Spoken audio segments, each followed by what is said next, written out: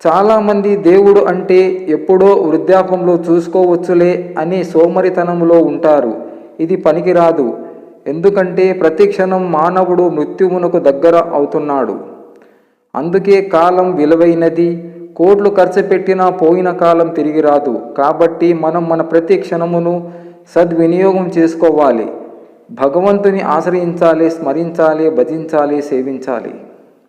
మిమ్మల్ని ప్రేమించే వారి మనసును ఎప్పుడూ గాయపరచకండి. ఎందుకంటే వారు మిమ్మల్ని ఏమీ అనలేరు. మౌనంగా మీ జీవితం నుండి వెళ్ళిపోతారు. ఏ ప్రతిఫలమును ఆశించకుండా ఇవ్వడము ప్రకృతి యొక్క అలవాటు. ఇదే నిజమైన మానవుడు అలవాటు చేసుకుంటే ప్రతి క్షణము ఆనందమయమే.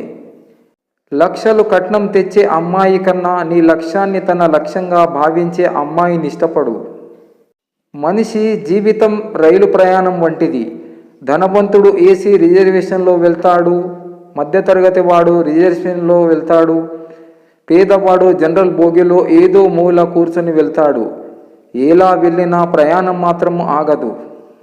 కొందరు మనతో ఉండకపోవచ్చు, కానీ వారి మాటలు, వారి వ్యక్తిత్వం ఎప్పటికీ ఆదర్శమే. వారు మనకంటే చిన్న పెద్ద అన్నది కాదు, మన మనసులో స్థానం ఎప్పుడూ ఉన్నతమే మిత్రమా. చివరికి ఏకాకులు అవుతారో తెలియదు, కానీ అందరూ ఉండి కొందరు మధ్యలోనే ఏకాకులు అవుతున్నారు. అందరి పట్ల మర్యాదగా వ్యవహరించండి. ఎక్కువ మందితో పరిచయం పెంచుకోండి. ఒక్కరిద్దరితో స్నేహం ఉండండి. ఎవరికి శత్రువులు కావద్దు.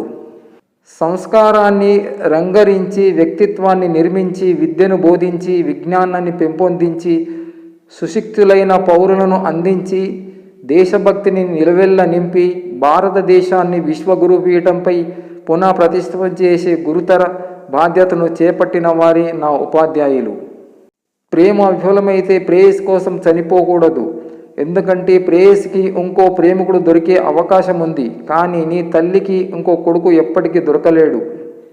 అదృష్టంతో వచ్చింది అహంకారాన్ని కలిగిస్తుంది, తెలివితో సంపాదించింది సంతోషాన్ని ఇస్తుంది, కష్టపడి సంపాదించింది సంతృప్తినిస్తుంది. నాన్న, నువ్వే ఉండి ఉంటే నా పరిస్థితి ఇలా ఉండేది కాదు. నువ్వే ఉండి ఉంటే నాకు ఇన్ని కష్టాలు వచ్చేవి కాదు. నాకన్నా ముందే ఈ లోకం గురించి, ఈ మనుషుల గురించి నీకు బాగా తెలుసు. మరి నన్నెందుకు ఒంటరిగా వదిలేసి వెళ్ళిపోయావు? చాలా కష్టంగా ఉంది నాన్న. ఓ మిత్రుడు ఓ ప్రశ్న వేశాడు, చట్టానికి, న్యాయానికి, ధర్మానికి తేడాలేంటి అని. ఒక వ్యక్తి నువ్వు అడగగానే 1,00,000 రూపాయలు ఎలాంటి ప్రామిసరీ నోట్లు గ్యారంటీలు లేకుండా ఇచ్చి నిన్ను నిలబెట్టాడు, బాగుపడ్డావు. ఈలోపు తను దెబ్బతిని చివరకు తానే పోయాడు. ఆయన భార్య పిల్లలు బాజారున పడ్డారు. ఏ కాగితాలు లేనందున ఆ డబ్బు తిరిగి చెల్లాల్సిన అవసరం లేదు. అది చట్టం. తప్పకుండా ఆ డబ్బు వడ్డీతో సహా చెల్లించాలి. అది న్యాయం. డబ్బు వడ్డీ ఇచ్చి ఆ కుటుంబం నిలదొక్కునేదాకా మద్దతుగా నిలబడాలి. అది ధర్మం.